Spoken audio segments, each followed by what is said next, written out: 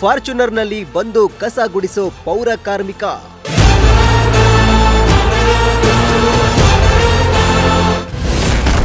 Fortuner owner ಆದ್ರೂ ಕರ್ತವ್ಯ ಮರೆಯದ ಸ್ವಚ್ಛತಾ ಯೋಧ.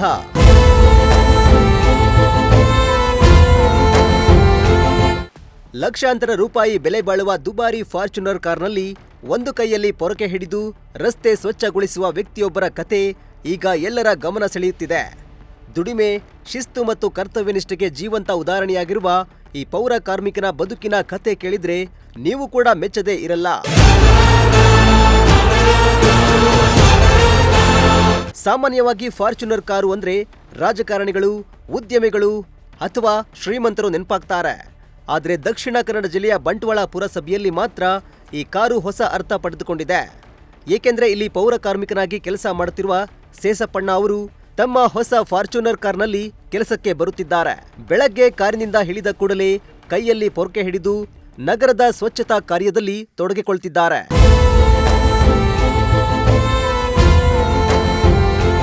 ಬಂಟ್ವಾಳ ತಾಲೂಕಿನ ನಾವೂರಿನ ನಿವಾಸಿಯಾಗಿರುವ ಸೇಸಪ್ಪಣ್ಣ ಅವರ ದಿನಚರಿ ಕೇಳಿದ್ರೆ ಎಲ್ಲರಿಗೂ ಆಶ್ಚರ್ಯವಾಗುತ್ತೆ.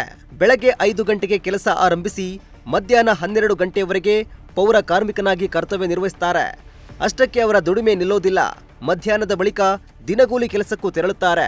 ಹೀಗೆ ದುಡಿದ ದುಡಿಮೆಯ ಫಲವೇ ಇಂದು ಅವರ ಬದುಕಿನಲ್ಲಿ ಯಶಸ್ಸಿನ ಹೆಜ್ಜೆ ಗುರುತು ಮೂಡಿಸಿದೆ.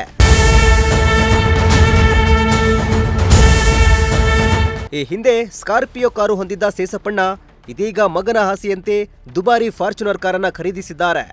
ಆದರೆ ಕಾರು ಬದಲಾದರೂ ಅವರ ಮನಸ್ಥಿತಿ ಬದಲಾಗಿಲ್ಲ, ಜೀವನ ಶೈಲಿ ಬದಲಾಗಿಲ್ಲ. ಮುಖ್ಯವಾಗಿ ಕರ್ತವ್ಯದ ಮೇಲಿನ ಪ್ರೀತಿ ಮತ್ತು ನಿಷ್ಠೆ ಮಾತ್ರ ಕಿಂಚಿತ್ತೂ ಕಡಿಮೆಯಾಗಿಲ್ಲ. ದುಬಾರಿ ಕಾರ್ನಲ್ಲಿ ಬಂದು ರಸ್ತೆ ಸ್ವಚ್ಛಗೊಳಿಸುತ್ತಿರುವ ದೃಶ್ಯ ನೋಡಿದ ಜನರು ಆಶ್ಚರ್ಯಪಡುತ್ತಿದ್ದಾರೆ. ಜೊತೆಗೆ ಅವರ ಸರಳತೆ ಮತ್ತು ಪರಿಶ್ರಮಕ್ಕೆ ಮೆಚ್ಚುಗೆಯ ಮಾತುಗಳನ್ನ ಹೇಳುತ್ತಿದ್ದಾರೆ.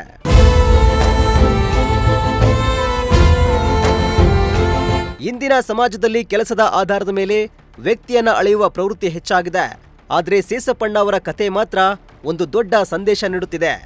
ಯಾವ ಕೆಲಸವೂ ಚಿಕ್ಕದಲ್ಲ, ಪ್ರಾಮಾಣಿಕ ದುಡಿಮೆಯೇ ನಿಜವಾದ ಗೌರವ, ಕರ್ತವ್ಯ ನಿಷ್ಠೆಯೇ ದೊಡ್ಡ ಸಂಪತ್ತು ಎಂಬುದನ್ನ ತಮ್ಮ ಬದುಕಿನ ಮೂಲಕ ಸಾಬೀತುಪಡಿಸುತ್ತಿದ್ದಾರೆ.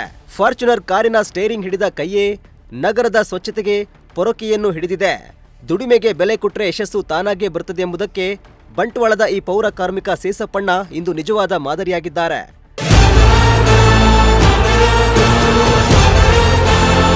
News desk, Prajashakti TV, Tumakuru.